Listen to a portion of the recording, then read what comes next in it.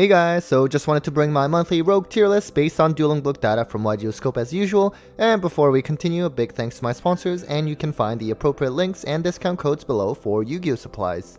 So the formula is the same as always, and while I wanted to try to use the YCS top cut representation from the recent events, sadly they didn't seem to have an exact breakdown available for the other category, which happens to be where rogue decks usually are, so instead I'm actually going to use the top cut representation from all the regional tops since the ban list, and I obtained this data from my friend Team Set Pass's channel, so make sure to go check his channel out, as well as he works really hard to collect all of the regional top 8s on an ongoing basis.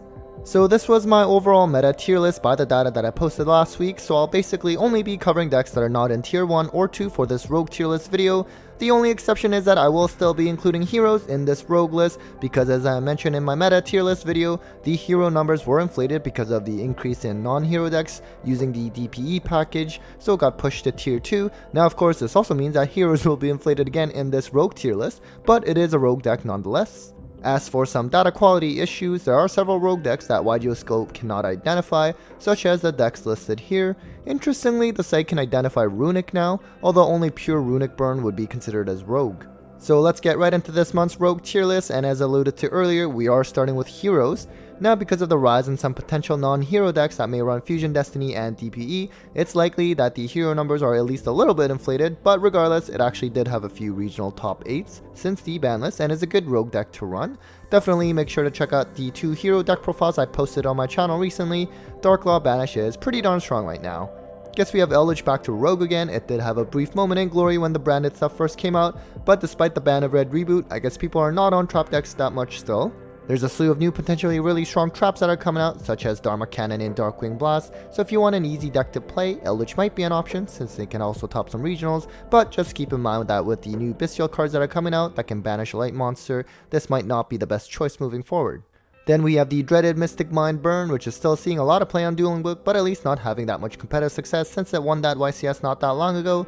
If you want to play a cheap deck that sucks the fun out of everyone, then this is definitely the top candidate, although I highly encourage you to play something else for my sanity's sake. Next we have Ignister, which has been losing a bit of popularity lately, but still a strong choice. Now I think they typically play a small math mech engine, and because of the release of bestial cards that are kind of detrimental to math mechs, I'm guessing it would affect this deck as well.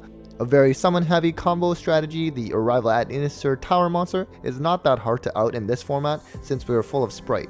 Starting in tier B is Salamangreat, which with now the most recent announcement of the access code reprint in the next Battles of Legends set, that makes the only expensive card in the deck a lot more affordable. Maybe Konami can experiment with Gazelle coming back to 2, but it's definitely lost a lot of popularity in play after the hype of the Circle release died down and the 44% match win percentage isn't so hot. Next we have Altergeist, another well-known deck from around the 2018-19 era, which honestly was pretty solid at 51% win percentage, and it is a trap heavy deck, so it could benefit from some of the new traps that have been announced recently. Imperm is also a super popular hand trap right now, and who else pairs best with Imperm other than Multifaker?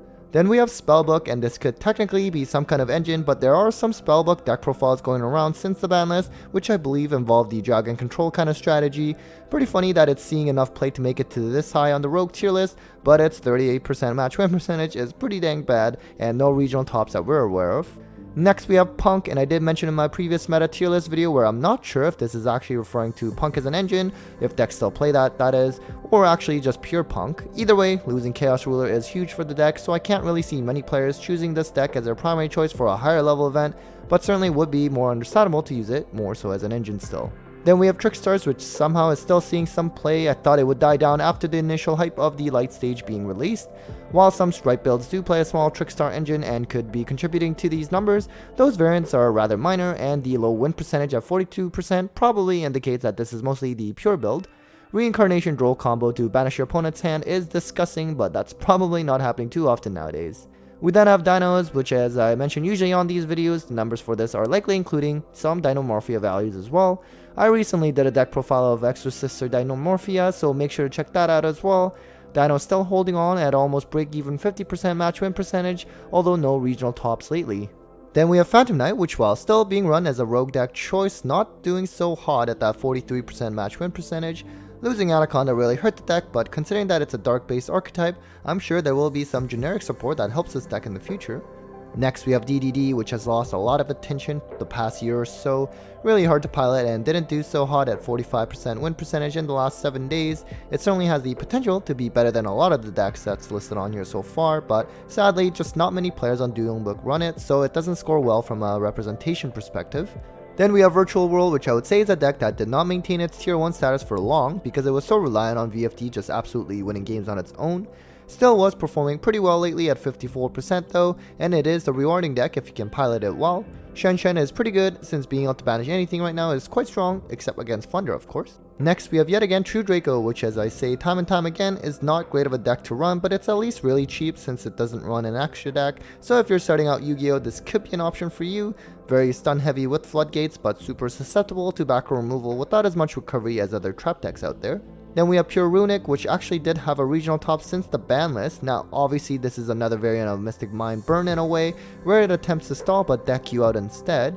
Had a really strong win percentage as well, although it didn't score high on the tier list because hardly anyone on Dueling Book was running this as a pure variant online. Next we have what is labeled as Red Eyes, which could actually be a Red Eyes deck, or maybe it was even Dark Magician, not sure, but it probably primarily relied on Dragoon.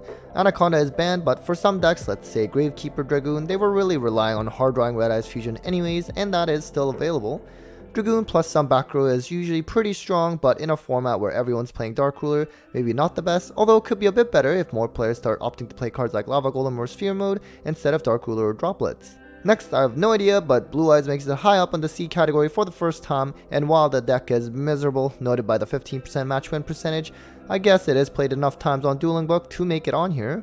I mean, even Dragon Link was not played that much at all this format and didn't even make it to the Rogue tier list video because of the lack of representation, even though that deck is technically much stronger than Blue Eyes, for example. And lastly in the C tier is Dogmatica Invoke, which sadly, even after getting back Nadir Servant to 3, it still just isn't seeing much play online and certainly is not doing well at events either. It's an easy deck to play, so it's another strategy worth recommending to new players, but clearly not in its meta days anymore. And finally, in the D tier, we have Cyber Dragons. As usual, the 39% match win percentage is pretty bad, and the deck is a going second strategy, which can be rather difficult to do nowadays.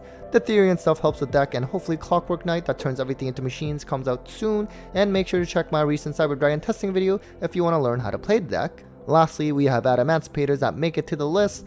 This deck has suffered a lot of indirect hits since its release, the most recent one being the ban on Halki-Fibrax. Never got to shine in real life events because it came out at the start of the pandemic, but it's a fun combo strategy with a cool gimmick that honestly was doing decent at 50% win percentage, although of course at a very small sample size.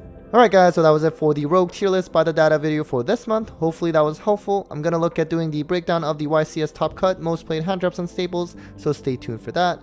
As usual, a big thanks to my Patreons, Eileen Dice Queen, Bolt Spider, Cybernetic, Brandon Jaren, Bearlord, Spooky Boogie, Steven Phillips, and my newest member, Chaz Blanks, for supporting the channel. You guys are awesome. If you're interested in joining my Patreon, link down below. Take care guys.